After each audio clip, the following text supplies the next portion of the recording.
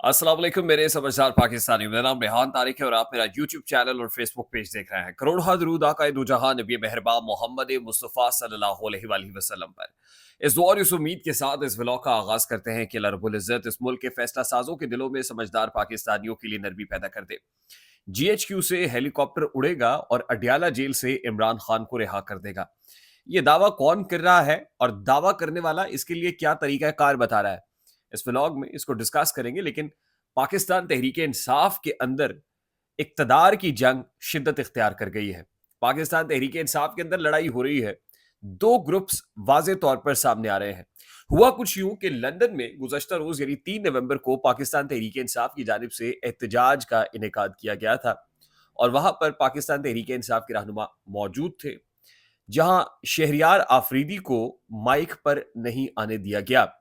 वो बहुत दरखास्त करते रहे कि माइक उनको दिया जाए, आवाम से खिताब करना चाहते हैं, मगर कॉन्शियसली कॉन्शियसली माइक देने वालों ने शहरियार आफरीदी को यह कहकर माइक नहीं दिया कि वक्त बहुत ज्यादा हो गया है, अब हमें इसको कंक्लूड करना है, खत्म करना है, इसलिए शहरियार आफरीदी को माइक नहीं दिया जा सकता। अब ये मामला इतना सादा नहीं है जितना सादा बनाकर बताया जा रहा है। और पाकिस्तान तहरीक इंसाफ की जो दोनों ग्रुप्स हैं, सोशल मीडिया पर वो इस मामले पर दस्तो गरिबाबी दिखाई दे रहे हैं। शहरयार अफरीदी और शानदाना गुलजार को लेके एक परसेप्शन बनाया गया और from with in the party बनाया गया कि ये लोग इस्टेब्लिशमेंट से गठजोड़ करके साजबाज करके जेलों से बाहर आए हैं, इसलिए ये इस्टेब्लिशमेंट के लोग हैं। और इनसे मुतालिक ये तासुर दिया गया, ये खबरें चलाई गई कि शानदाना गुलजार और शहरयार अफरीदी पाकिस्तान तहरीक इंसाफ के अंदर एक फॉरवर्ड ब्लॉक बनाना चाहते हैं। बावजूद इसके कि शहरयार अफरीदी ने पार्लियामान के फ्लोर पर खड़े होकर यह कहा कि वो इमरान खान के हामी और वफादार रहेंगे, शादाना गुलजार ने इस बात की तरदीद की। लेकिन ये कुछ लोग हैं जो खैबर पख्तूनख्वा से ही हैं और इनसे मुतालिक एक तासुर कायम हो गया कि ये पाकिस्तान तहरीक इंसाफ के साथ नहीं है, इमरान खान के साथ नहीं है, बल्कि ये इमरान खान की सफ़ों में नकब लगाना चाहते हैं, फॉरवर्ड ब्लॉक बनाना चाहते हैं। अब आपको याद होगा कि शहरयार आफरीदी और शादाना गुलजार के अलावा शेर अफजल मरवत से मुतालिक भी कुछ ऐसी ही बातें होती रहीं। हमने एक पॉडकास्ट किया और अनीका मेहदी भट्टी के साथ किया। हमारे चैनल के ऊपर आरटीएस के ऊपर रेहान तारिक शो पर जो लेटेस्ट पॉडकास्ट सीरीज है उसके अंदर वो अवेलेबल है। अनीका मेहदी भट्टी बताती हैं कि वो 2 महीने से अपने बच्चों से नहीं मिली, घर नहीं जा सकी, उनको असेंबली जाने नहीं दिया जा रहा, उनसे उनका इस्तीफा मांगा जा रहा है। उनसे पूछा गया कि वो किस जगह पर रहीं ड्यूरिंग 26th कॉन्स्टिट्यूशनल अमेंडमेंट, क्योंकि उस दौरान भी प्रेशर आ रहा था कि आप वोट हुकूमत के लिए कीजिए। तो वो ये कहती हैं कि वो खैबर पख्तूनख्वा के अंदर रही और उमर अयूब के घर पर, उमर अयूब के दफ्तर में अनीका मेहदी भट्टी ने पनाह ली हुई थी और वहां पर कुछ लोगों से उनकी मुलाकातें भी हुई, including Shandana Gulzar and few others. मैंने उनसे पूछा कि पार्टी को नुकसान कौन पहुंचा रहा है, तो उन्होंने कहा कि पार्टी को अगर कहीं से नुकसान पहुंच रहा है तो वो खैबर पख्तूनख्वा से, और उनका ये स्टेटमेंट ऑन रिकॉर्ड है, मौके पर पड़ा हुआ है। अब खैबर पख्तूनख्वा के अंदर दो ग्रुप्स तो वाज़े तौर पर नज़र आ रहे हैं।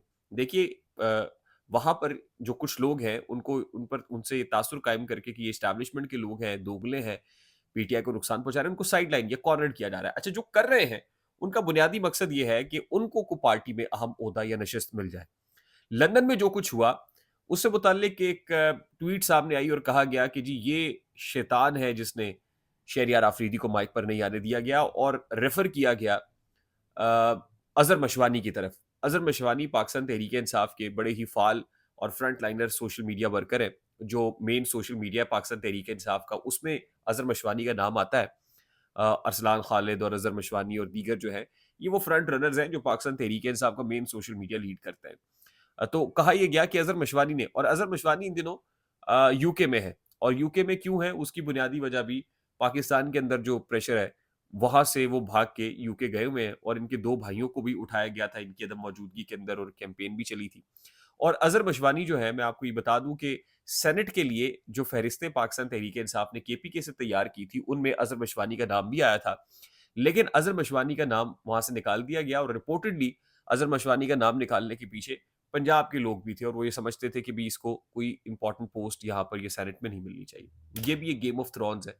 पंजाब के लोग भी ये कहते थे कि जी ज्यादा नशिस्तें और फिर ज्यादा चीजें सेनेट से केपी वालों को इस अंदाज में मिल जाएंगी, और ये कोई मुनासिब खबर नहीं। और पंजाब वाले ये समझते हैं कि असल में जो मुश्किलात वो फेस कर रहे हैं, बर्दाश्त कर रहे हैं, वो खैबर पख्तूनख्वा के लोगों पर नहीं है, और ज़ाहिर है खैबर पख्तूनख्वा के अंदर हुकूमत है, और हुकूमत होने की वजह से वहाँ पर प्रोटेक्शन बहुत ज़्यादा है। यहाँ पर हमाद अज़हर हों, मियाँ असलम इकबाल हों या दीगर हों, वो रूपोश है, वो बाहर ही नहीं आ पाते और नाकाबिल ज़मानत वारंट पे वारंट गिरफ्तारी जारी किए जा रहे हैं, लेकिन अभी तक ब्रीथिंग स्पेस नहीं मिल पा रही। तो दूसरी तरफ खैबर पख्तूनख्वा है और वहाँ पर ये सूरत हाल दिखाई दे रही है।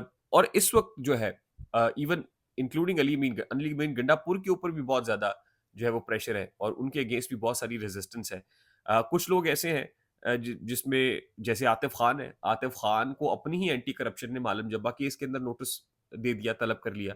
आतिफ खान को साइडलाइन किया जा रहा है, शहर अफरीदी को साइडलाइन किया जा रहा है, शादाना गुलजार को साइडलाइन किया जा रहा है, बैरिस्टर शेर अफजल मरवत तो ऑलरेडी साइडलाइन है। अब आतिफ खान साहब को तलबी का नोटिस भेज दिया गया अपनी हुकूमत ने, तो आप अंदाजा कर लीजिए कि इस वक्त मामलात क्या है। अच्छा, इन मामलात को पेश नजर रखते हुए एक स्टेटमेंट, लंदन में तो एहतजाज था, ये अमेरिका के अंदर भी एहतजाज था और वहां पर स्पीकर के ऊपर जो है शहबाज गिल साहब, शहबाज गिल जो पाकिस्तान तहरीक इंसाफ के रहनुमा है और अमेरिका में है, वो ये कहते हैं कि 50,000 या 1 लाख बंदा सड़क पर लाने से कुछ नहीं होगा। 50,000 लोगों के निकलने से या 1 लाख लोगों के निकलने से कुछ नहीं होगा। 10 लाख बंदे इकट्ठे करने होंगे। सड़क पे 10 लाख बंदे अगर निकल गए तो जीएचक्यू से हेलीकॉप्टर उड़ेगा और अडयाला जेल में इमरान खान को रिहा कर देगा। यानी वो कह रहे हैं कि इतनी बड़ी मैस मोबिलाइजेशन हो, इतना बंदा अगर सड़क के ऊपर निकल आए।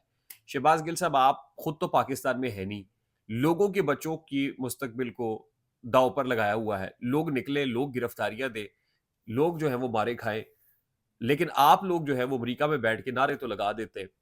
आपकी क़यादत आपस में लड़ रही है। खैबर पख्तूनख्वा जहाँ पे आपकी स्ट्रेंथ है, वो आपस में दस्तों-गिरेबां हो रहे हैं और गेम ऑफ थ्रोन्स चल रही है, कुर्सी की जंग चल रही है, जो भी मैंने बताई है। ऐसे में आप ये कह रहे हैं कि 50,000 या 1 लाख नहीं, 10 लाख बंदा सड़क पे निकले। अभी 10 लाख बंदा सड़क पे कौन निकालेगा और कैसे निकलेगा? जब लीडरशिप ही पीठ दिखा के भाग जाएगी, तो किस तरीके से होगा? ये एक बहुत बड़ा क्वेश्चन मार्क है, जो खुद पाकिस्तान तहरीक-ए-इंसाफ को अपनी सफ़ों में देखना चाहिए, अपने गिरेबान में झाँक के देखना चाहिए।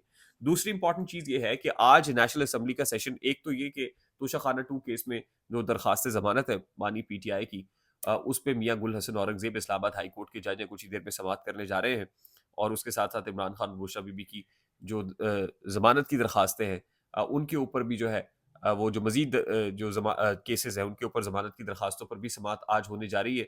और उसके साथ-साथ आज नेशनल असेंबली का सेशन 4 बजे है और उसमें जजेस की तादाद बढ़ाने से मुताल्लिक बिल, जो 17 से बढ़ाकर 25 करना है, उससे मुताल्लिक बिल पेश किया जाएगा। प्रैक्टिस एंड प्रोसीजर एक्ट में कुछ तब्दीली आ रही है, वो पेश किया जाएगा। और ऐसे में पता ये चल रहा है कि जमीयत उलमा इस्लाम फ़े ने इस पर हुकूमती इत्तेहादी जमातों का साथ देने से इनकार कर दिया। मजलिस शूरा का इजलास हुआ और वो ये समझते हैं कि 26वीं आईनी तरमीम पर भी नज़र-ए-फ़ानी की गई है और उसमें जो जजेस की तादाद बढ़ाने का फ़ैसला है हुकूमत का, उस पर शदीद एहतजाज करने का फ़ैसला ज़रा ये बता रहे हैं कि किया गया है। तो जमीयत उलमा इस्लाम फ़े की तरफ से इस पर हुकूमत को बिल्कुल भी सपोर्ट नहीं किया जाएगा। आज का दिन बड़ा इंपॉर्टेंट है। आज नेशनल असेंबली में होने वाली कानून साज़ी को लेके अहम है और उसके बाद कल जो जुडिशल कमीशन का इजलास होने जा रहा है, उस एग्जीक्यूशन को लेके बड़ा इंपॉर्टेंट है कि जिसमें हुकूमत ने रिकम्पोज़ करके अपनी तादाद बढ़ाने की, अपनी स्ट्रेंथ बढ़ाने की कोशिश की है। आई होप मेरी बात आप तक पहुँची होगी। अगर पहुँच जाए तो वीडियो को लाइक और शेयर करना मत भूलिएगा। चैनल पे नए हैं तो चैनल को सब्सक्राइब कर लीजिएगा। बेल आइकन ज़रूर दबाइएगा। मुझे रेहान तारिक को इजाज़त दीजिए। अपना बहुत सारा ख्याल रखिएगा। अस्सलाम वालेकुम।